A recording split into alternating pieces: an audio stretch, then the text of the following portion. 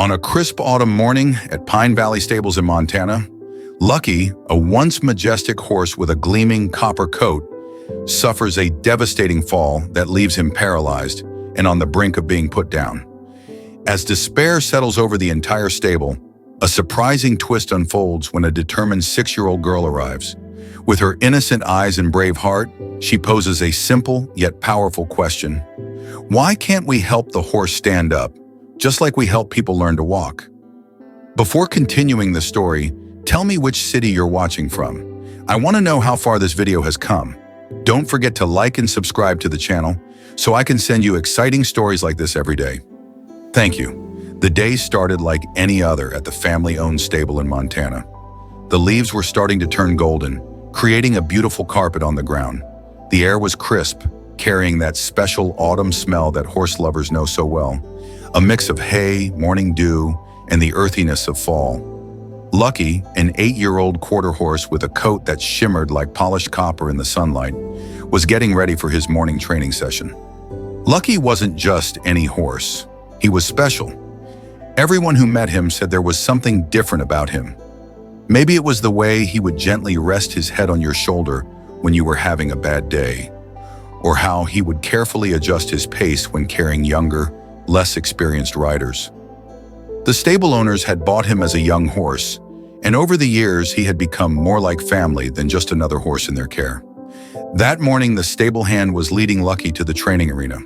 The ground was a bit slippery from the previous night's rain, but nobody thought much of it.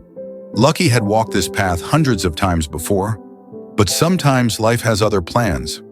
As they rounded the corner near the old oak tree, something spooked Lucky. Maybe it was a bird suddenly taking flight, or a rabbit darting across the path.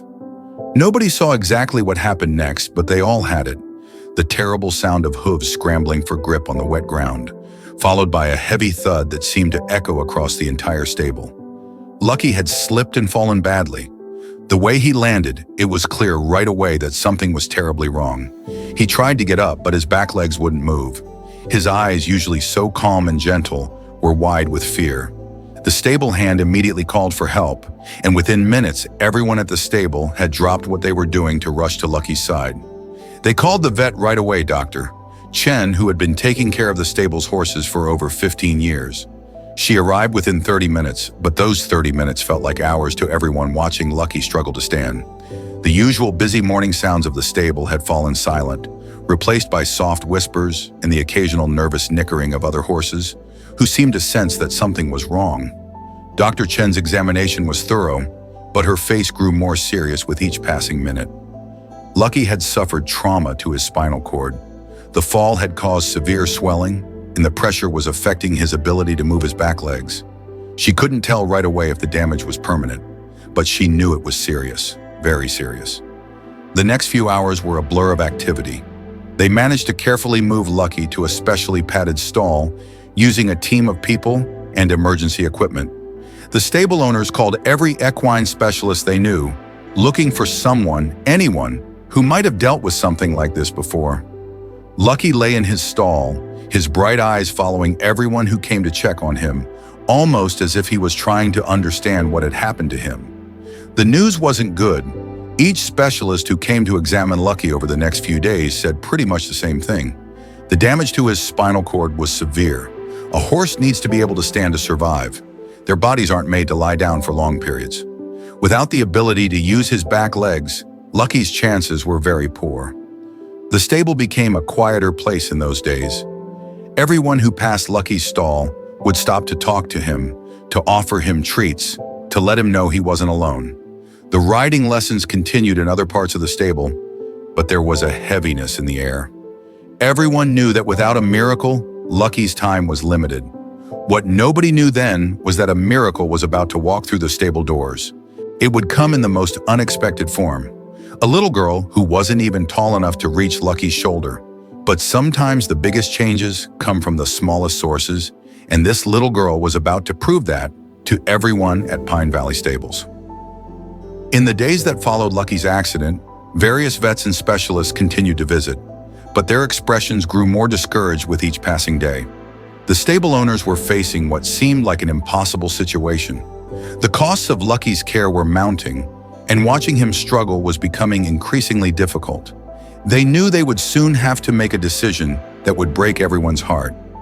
But as Lucky lay in his stall, still bright-eyed despite his condition, still gently nickering at anyone who came to visit him, still trying his best to lift his head to accept treats from his visitors, he remained an example of quiet courage. Maybe he knew somehow that his story wasn't over yet. Maybe he could sense that something extraordinary was about to happen, something that would not only change his life, but would go on to change the lives of many other horses like him. 3 weeks had passed since Lucky's accident, and the mood at Pine Valley Stables had grown heavier with each passing day. The beautiful autumn weather continued outside, but inside Lucky's stall, time seemed to stand still. The once proud horse, who used to carry riders with such grace, now lay on his side, surrounded by thick padding and soft bedding that the stable hands changed several times a day to keep him comfortable. The stable owners had done everything they could think of. They'd brought in specialists from 3 different states. They'd tried various medications to reduce the swelling in Lucky's spine. They'd even attempted a special harness system to help him stand, but his back legs remained unresponsive. Each morning they'd arrive with hope in their hearts, checking to see if there was any improvement. Each evening, they'd leave with that hope a little more dimmed. Dr. Chen, the trusted vet who had been overseeing Lucky's care, came by every other day to check on him. On this particular morning, she arrived earlier than usual. The stable was quiet except for the soft sounds of horses in their morning routines. As she examined Lucky, her gentle hands checking his legs for any sign of improvement, her face told the story before she spoke a word. "We need to talk," she said softly to the stable owners, her voice carrying the weight of 20 years of veterinary experience. They moved a few steps away from Lucky's stall, though he watched them with those intelligent eyes that seemed to understand more than a horse showed. "His muscles are starting to waste away, Doctor," Chen explained, her professional tone barely masking her own sadness. "A horse's body isn't designed to lie down for this long. The pressure on his internal organs is becoming dangerous, and the medical bills." She paused, knowing this part was especially difficult. "They're going to keep mounting, with very little chance of improvement." The stable owners looked at each other, their eyes filling with tears they tried to hold back. They'd known this conversation was coming, but that didn't make it any easier. The medical bills had already reached a staggering amount. They'd been dipping into their savings, putting off repairs around the stable, even considering selling one of their trucks. But they knew they couldn't keep going like this forever. "How long does he have?" one of them asked, their voice barely above a whisper. "If we don't see any improvement in the next few days..." Dr. Chen's voice trailed off. They all knew what she meant. The kindest thing might be to let Lucky go before he started suffering more. The news spread through the stable community like a shadow falling over the sun. The riding instructors tried to keep their lessons cheerful, but everyone could feel the sadness in the air. Lucky had been such a big part of the stable, the horse that helped nervous beginners gain confidence, the gentle giant that could also perform beautiful dressage movements with experienced riders. Now the thought of losing him felt like losing a member of the family. People started coming by to say their goodbyes. They brought Lucky's favorite treats, crisp apples, fresh carrots, and the peppermints he loved so much. He accepted each offering with the same gentle gratitude he'd always shown, though you could see the struggle in his eyes as he tried to lift his head to reach them. The stable hands spent extra time with him, telling him stories about all the lives he touched. There was the story about the scared little boy who wouldn't go near any other horse but had walked right up to Lucky. The tale of the elderly rider who said Lucky moved so smoothly she felt young again on his back. Each memory shared made the decision ahead feel even more impossible. One of the stable owners started making the hardest phone calls of their life, calling the regular riders who had special bonds with Lucky, letting them know they might want to come say goodbye. Each call ended in tears, each person asking if there wasn't something, anything else they could try. But what no one knew was that fate had a different plan. Sometimes hope comes from the most unexpected places, and help arrives in ways we could never imagine. While the adults were caught up in their grief and practical concerns, someone else was about to look at Lucky's problem with fresh eyes, someone who didn't know enough about what was impossible to be limited by it. As the stable owners set a date for the following week, giving everyone time to say their goodbyes, A small figure was already forming an idea that would change everything. This little person, who saw the world in a way that adults had forgotten how to see, was about to prove that sometimes the purest form of wisdom comes from those we least expect to have the answers. The sun was setting on another day at Pine Valley Stables, casting long shadows through the barn windows. Lucky dozed in his stall, the sweet smell of fresh hay around him, unaware that his story was far from over. In fact, the most amazing chapter was just about to begin. On a quiet Tuesday afternoon, while most kids were sitting in their classrooms, a little 6-year-old girl was making her way down the familiar path to Pine Valley Stables for her weekly writing lesson. She was small for her age, with untied shoelaces and a backpack almost as big as she was, stuffed with carrots and apples she'd begged her mom to buy for the horses. This little girl wasn't like most children her age. While others might have been scared of the massive forces, she saw them as gentle giants, each with their own personality and story. She'd been coming to the stable since she was 4, starting with simple lessons on how to brush the ponies and graduating to actual writing lessons. But it was Lucky who had captured her heart from the very first day. She remembered clearly how Lucky had lowered his head to her level when they first met, his soft nose gently sniffing her pockets for treats. From that moment on, they had formed a special bond. Before every writing lesson, she would stop by his stall to say hello. After each lesson, she would visit him again, sometimes just sitting near his stall and telling him about her day at school. When she heard about Lucky's accident, she didn't understand why everyone kept saying he couldn't get better. To her young mind, problems were meant to be solved, not accepted. While the adults talked about medical bills and difficult decisions, she spent hours sitting by Lucky's stall, reading him stories from her favorite books, just like she did when her little brother was sick in the hospital. "You're going to get better," she would whisper to Lucky, her small hand patting his neck. "You just need to figure out how to stand up again." Lucky would turn his head toward her voice, his eyes bright and alert, almost as if he understood every word. The stable had become quieter in recent days. She noticed how the grown-ups would speak in hushed tones and wipe their eyes when they thought no one was looking. But she kept coming day after day, even on days when she didn't have lessons. Her mom understood the special connection between her daughter and Lucky, so she would bring her whenever she could. One afternoon, she overheard 2 stable hands talking about putting Lucky down. She didn't fully understand what that meant, but she knew it wasn't good from the way they were talking. That night, she couldn't sleep. She lay in bed thinking about Lucky, about how unfair it was that nobody could help him stand up again. The next day at the stable, she watched Lucky more carefully than ever. She noticed how he would try to move his legs, how his muscles would twitch with effort. "You want to stand up," she said to him. "You just need something to help you." Lucky nickered softly in response, as if agreeing with her. She started bringing her coloring books to the stable, sitting near Lucky's stall and drawing pictures of him standing up, running in the fields again. While other visitors brought treats, she brought hope and determination.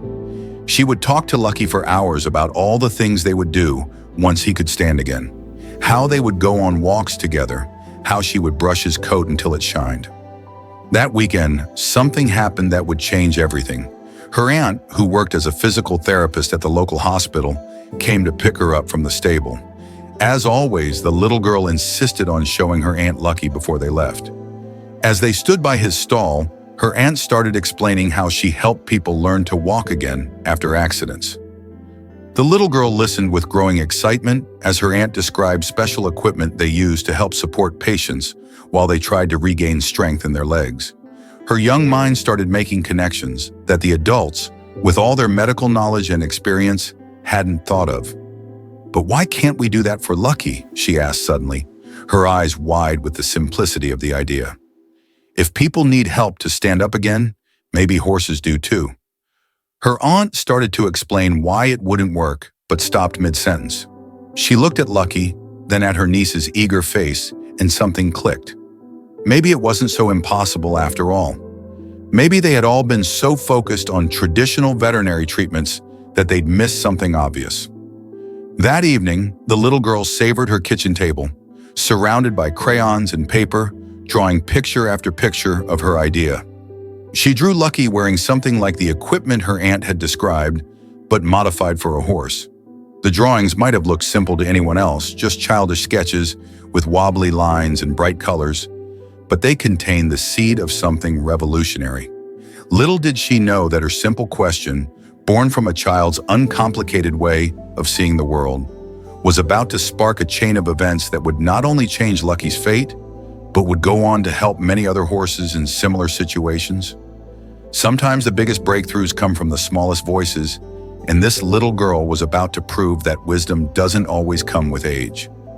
The next morning started differently at Pine Valley Stables. The little girl arrived early, clutching her folder of drawings, her aunt following close behind. The stable was just waking up, horses nickering their morning greetings, the smell of fresh hay in the air, and the sound of the first feed carts rolling down the aisle. Her aunt, who had spent the entire night thinking about her niece's idea, had brought something special with her, a set of resistance bands from her physical therapy clinic. She wanted to show the stable owners what her niece had been trying to explain with her crayon drawings. They'd found the stable owners in the office, going through paperwork, bills that kept piling up, and the dreaded appointment card for next week that everyone tried not to look at. When the little girl burst in, waving her drawings and talking excitedly about her idea, they couldn't help but smile, even though their hearts were heavy. "Show them," she said to her aunt, bouncing on her toes with excitement. "Show them how people learn to walk again." Her aunt carefully laid out the resistance bands on the office desk. She explained how these simple tools help support patients while they rebuilt their strength, allowing them to practice standing and walking without falling. As she spoke, she showed videos on her phone of patients using similar equipment in her clinic. The stable owners listened politely at first, not wanting to discourage the child's enthusiasm. But as her aunt continued explaining, showing how the principle could be adapted for a horse, their expressions began to change. The look of polite attention transformed into something else, a tiny spark of hope. "But this would need to be much bigger," one of the owners said, beginning to sketch on the back of an envelope, "and stronger. Lucky weighs over 1,000 pounds. That's why I brought these," the little girl said, spreading out her drawings on the desk. She had drawn Spirit from different angles, wearing what looked like a giant version of the equipment from her aunt's clinic. The drawings might have been simple, done in crayon with wobbly lines, but the idea behind them was crystal clear. One drawing in particular caught everyone's attention. It showed Spirit suspended in a sort of harness, with bands supporting his body weight while his legs touched the ground. The little girl had even drawn arrows showing how the bands could be adjusted to let Spirit gradually put more weight on his legs as he got stronger. "See?" She pointed at her drawing. "It's like a jacket that helps you float. Lucky can practice standing without falling down." The stable owners looked at each other, then at Dr. Chen, who had just arrived for her morning check on Spirit. The vet picked up one of the drawings, studying it carefully. Her professional skepticism battled with 20 years of experience, telling her that sometimes the most effective solutions were also the simplest. "It would need to be custom-made, Doctor," Chen said slowly, her mind already working through the possibilities. "The support would have to be distributed just right to prevent any additional injury, and we'd need a way to adjust the weight-bearing gradually." The little girl's aunt pulled out her phone again, this time calling a friend who worked with medical equipment manufacturers. As the adults began discussing technical details and possibilities, the little girl slipped away to visit Spirit. She found him in his stall, alert as always, his ears pricking forward at her approach. "We're going to help you stand up," she told him, offering a carrot from her pocket. The grown-ups are finally listening. Over the next few hours, the stable office transformed into a hub of activity. The aunt's friend called in a favor with a local engineering firm. Dr. Chen reached out to colleagues at the veterinary hospital. The stable owners contacted a company that made specialized equipment for injured horses. What had started as a child's simple observation was quickly evolving into something bigger. Engineers began sketching preliminary designs, combining the basic principle of rehabilitation equipment with the specific needs of a horse Spirit size. Veterinary specialists offered input on proper weight distribution and support points. The little girl stayed at the stable all day, moving between Spirit's stall and the office where the adults were working. She watched as her crayon drawings were transformed into technical sketches, as her simple idea grew into a real possibility. Whenever the adults got too caught up in technical details, she would remind them of the basics. Lucky just needs help to remember how to stand up. By the end of that day, something remarkable had happened at Pine Valley Stables. The heavy cloud of sadness that had hung over the place for weeks had lifted slightly. In its place was something new, a cautious optimism, a sense that maybe, just maybe, there was hope for Spirit after all. As the sun began to set and the little girl prepared to leave, she made one last visit to Spirit's stall. "We're going to try something new," she told him, patting his neck. "You just have to be brave for a little longer." Nobody at the stable that day could have guessed that they were witnessing the beginning of something that would change not just Spirit's life, but the lives of many other horses in similar situations. All because a little girl looked at a problem with the pure, uncomplicated wisdom that sometimes only children possess. The next few days at Pine Valley Stables were filled with an energy that nobody had felt since Spirit's accident. The office had turned into a workshop with engineers and veterinarians coming and going, carrying rolls of blueprints and discussing measurements. The little girl's crayon drawings still hung on the wall, serving as a reminder of where this all started. The equipment company worked faster than anyone expected. Maybe it was the urgency in Dr. Chen's voice when she explained Spirit's situation, or maybe it was the photos of the little girl's drawings that touched their hearts. Whatever the reason, within days they had created the first prototype of what they called the Spirit Support System. When the truck arrived carrying the equipment, everyone at the stable gathered to watch. The system looked both simpler and more complex than anyone had imagined. There was a steady frame that could be adjusted to different heights, special padded supports that would go under Spirit's belly, and a network of strong but flexible bands that could be tightened or loosened as needed. "It looks just like my drawing," the little girl exclaimed, pointing at the equipment. Her aunt smiled, knowing that while the technical details were far more complex, the basic principle was exactly what her niece had envisioned, a way to help Spirit stand while he remembered how to use his legs. The next challenge was getting Spirit into the system. This would be tricky and potentially dangerous if not done correctly. Dr. Chen brought in a team of specialists, including a veterinary surgeon and 2 experienced vet techs. The stable owners called in extra hands to help, and everyone prepared for a long, careful process. The little girl watched from a safe distance, barely breathing as they began. First, they had to position the frame around Spirit's stall. They removed one wall of the stall to make space, working slowly and talking softly to keep Spirit calm. The horse watched everything with alert eyes, his ears moving back and forth as he took in all the activity around him.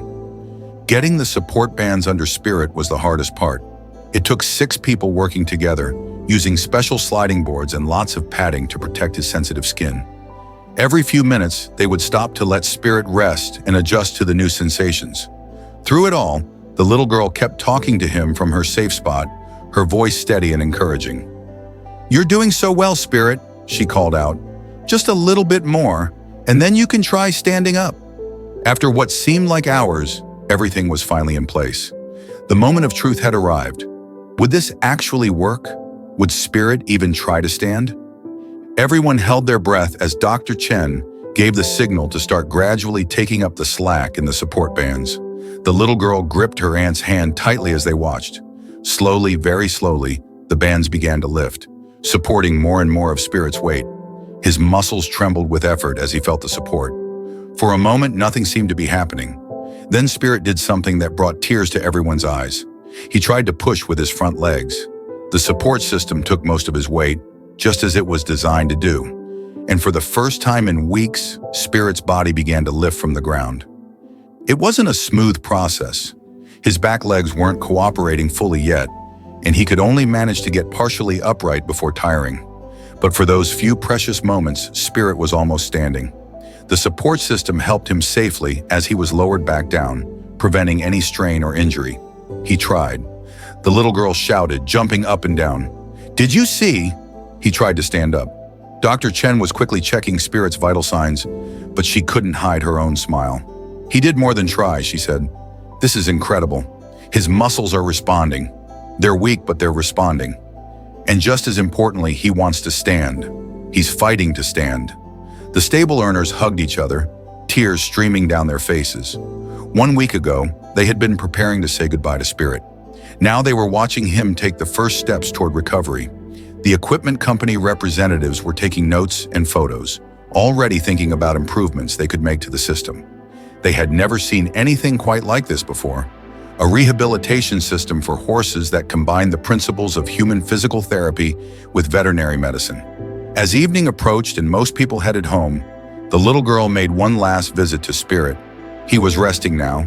The support system adjusted to let him lie comfortably, while keeping the bands in place for another try tomorrow. She slipped him an apple, his favorite treat, and patted his neck. "I knew you could do it," she whispered to him.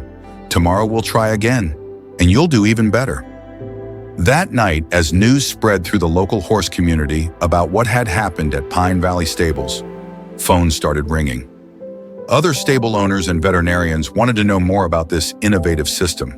Could it help other horses with similar injuries? Had they stumbled upon something that could change the way injured horses were rehabilitated? But for the little girl, none of that mattered yet. All she cared about was that Spirit had tried to stand today, and tomorrow they would try again. Sometimes the biggest victories start with the smallest steps. And today, Spirit had taken his first step toward a miracle that nobody except a 6-year-old girl had thought possible. The weeks that followed at Pine Valley Stables were filled with a kind of magic that nobody there would ever forget. Every day brought new progress, small victories that added up to something remarkable. The little girl came to the stable whenever she could, usually arriving straight from school, her backpack still full of books, and her eyes eager to see how Spirit was doing. The support system had been refined based on Spirit's needs. The equipment company sent engineers regularly to make adjustments, taking notes on every small improvement. They added padding here, adjusted tension there, always working to make it more comfortable and effective. Lucky seemed to understand that this strange contraption was helping him, and he grew more confident with each session. One morning, about 2 weeks after they first tried the system, something amazing happened. The little girl was there early because it was Saturday.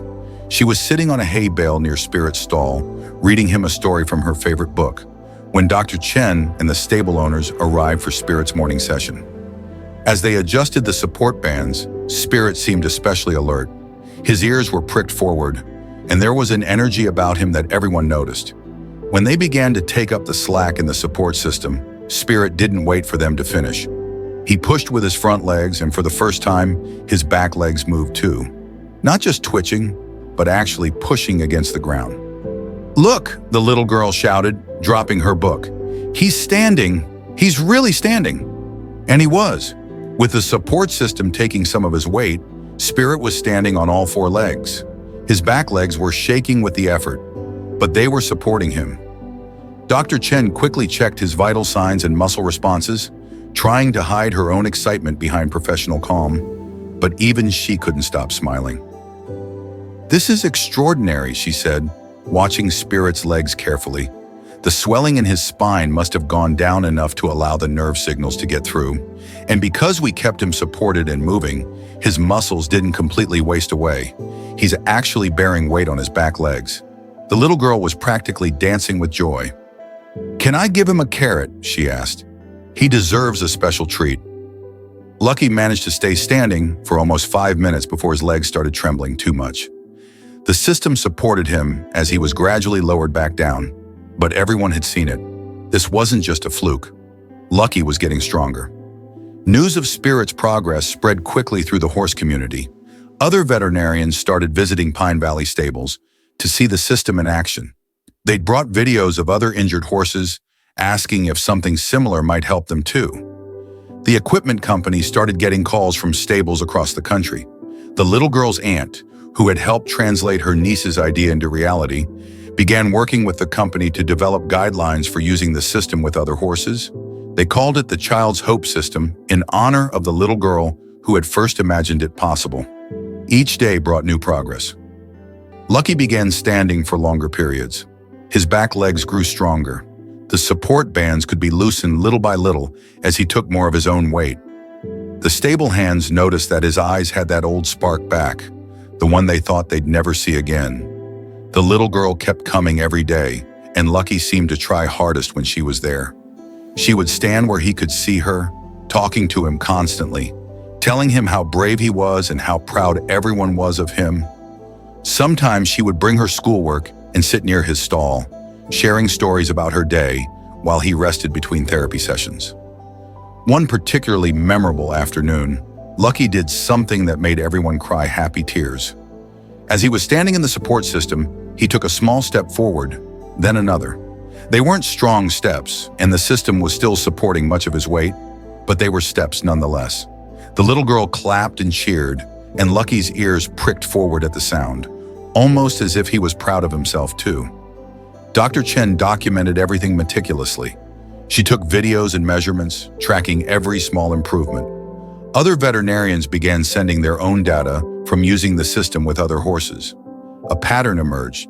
While not every horse recovered as well as Lucky, many showed significant improvement when given this chance to heal while supported. The stable owners, who had once faced the heartbreaking decision to let Lucky go, now found themselves hosting workshops for other stable owners and veterinarians. They shared their experience, taught others how to use the system, and always made sure to credit the little girl, whose simple question had started it all. Watching all of this unfold, the little girl remained remarkably unchanged by the attention. She didn't care about the medical journals that were starting to write about the system, or the veterinary conferences that wanted to feature Lucky's story. All she cared about was that her friend Lucky was getting better. One evening, as the sun was setting and the stable was quiet except for the peaceful sounds of horses settling in for the night, the little girl sat beside Lucky's stall as usual. He was resting after a particularly good therapy session, having managed to walk several steps with less support than ever before. "You're the bravest horse in the world," she told him, offering a peppermint, his new favorite treat. "And soon you'll be able to walk all by yourself again. I just know it." Lucky gently took the treat from her hand, then rested his head near where she sat, his eyes soft and trusting. In that moment, everyone who saw them knew they were witnessing something special. The pure, unshakable bond between a child who had refused to give up hope and the horse who had proved her right. 1 year had passed since that fateful autumn morning when Lucky's accident changed everything at Pine Valley Stables. The leaves were turning golden again, but this year the atmosphere at the stable was very different. Instead of sadness, there was celebration in the air. Lucky stood in the paddock, his copper coat gleaming in the sun. He wasn't wearing the support system anymore. He hadn't needed it for the past 2 months. Though he would never return to his days as a show horse, he could now walk, trot, and even counter short distances.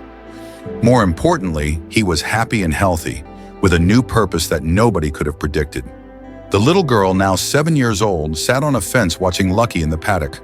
She had grown a bit taller over the year, but her love for Lucky had only grown stronger. She smiled as she watched a small group gathering near the stable entrance. Families with children who had come for today's special therapy session. Pine Valley Stables had transformed over the past year. What started as one little girl's idea to help one injured horse had grown into something much bigger. The stable had become a rehabilitation center for injured horses and a therapy center for children with special needs. Lucky, once destined to be put down, was now helping children find their own strength and courage. Time for the morning session called out the stable owner, and Lucky's ears perked up at the sound. He knew the routine now. The little girl hopped down from the fence and walked beside him as he made his way to the therapy area. His gait wasn't perfect. He still had a slight unevenness in his step, but he moved with confidence and purpose. Today's first visitor was a young boy who hadn't spoken since a car accident 6 months ago. His parents had heard about Lucky's story and the remarkable connection he seemed to have with children. The boy looked nervous at first, but when Lucky gently lowered his head to greet him, something magical happened. The little girl watched from nearby as the boy slowly reached out to touch Lucky's nose. She remembered doing the same thing herself years ago when she first met Lucky. As the boy stroked Lucky's neck, his hand touching the places where the support bands had once been, his mother gasped. The boy had whispered something, his first words in months. This was why Lucky's new job was so perfect. He understood what it meant to overcome seemingly impossible challenges. Something about his gentle patience and his own story of recovery seemed to touch everyone who met him. Children who struggled with physical therapy would try harder after hearing about how Lucky had learned to walk again. Kids with anxiety found comfort in his calm presence. The Child's Hope system that had saved Lucky's life was now being used in stables across the country. Dr. Chen had helped write a manual for veterinarians, and the equipment company had refined the design to make it easier to use. Every few weeks, the stable would get letters and photos from other horses who had been helped by the system. But the biggest change was in how people viewed what was possible. The little girl's simple question, "Why can't we help horses the same way we help people?" had challenged the assumptions of experts and opened new possibilities in veterinary medicine. Veterinary schools were now teaching about the system, and research was being done on other ways to adapt human medical treatments for animals. After the morning therapy session, the little girl took Lucky for a short walk around the stable grounds. This was their special time together, something they did every day when she came off to school. Lucky walked beside her, matching his pace over small steps, just as he had done before his accident. "Remember when you couldn't walk at all?" she asked him, patting his neck. Lucky nickered softly in response. "And now you're helping other people learn to be brave, just like you were." As they walked, they passed the wall of the stable office, where her crayon drawings still hung, now framed alongside photographs of Lucky's recovery and letters from people whose lives had been touched by his story. There were pictures of other horses using the support system, articles from veterinary journals, and thank you cards from families whose children had found hope and healing through Lucky. The stable had even started a scholarship program, inspired by the little girl's innovative thinking. Every year, they would choose one young person who showed special insight into helping animals, providing them with writing lessons and mentoring. They called it the Lucky of Hope Scholarship, and the little girl was helping to choose the first recipient. Later that afternoon, as the sun began to set, the stable hosted a small celebration. It was exactly 1 year since Lucky had taken his first steps in the support system. People from all over the community came to celebrate. The veterinarians who had helped with his recovery, the engineers who had built the system, families whose lives had been touched by Lucky's story, and even some of the horses who had been helped by the system at other stables. The little girl stood next to Lucky during the celebration, feeding him apple slices and telling him what a good boy he was. Someone asked her if she was proud of what she had accomplished, how her idea had changed so many lives. She looked confused for a moment. "I didn't do anything special," she said, giving Lucky another apple slice. "I just knew Lucky needed help to remember how to stand up. He did all the hard work." As the celebration wound down and people started heading home, the little girl had one more visit to make to Lucky's stall. This had become their evening ritual, a quiet moment to end the day. Lucky lowered his head to her level, just as he had done the very first time they met. "You're still my favorite horse in the whole world," she whispered to him, "and now you're everybody else's favorite too." And so, Lucky's incredible journey reminds us that love and perseverance can transform even the darkest moments into hope. Through tireless efforts and a simple, heartfelt idea from a 6-year-old, Lucky has slowly begun to stand tall again, a living testament to the power of care and compassion. If this moving story has touched your heart, please hit the subscribe button on our YouTube channel to stay updated with more inspiring stories. Every subscription fuels our mission to spread meaningful, life-changing tales. Thank you for joining us, and we look forward to sharing more amazing journeys with you in our upcoming videos.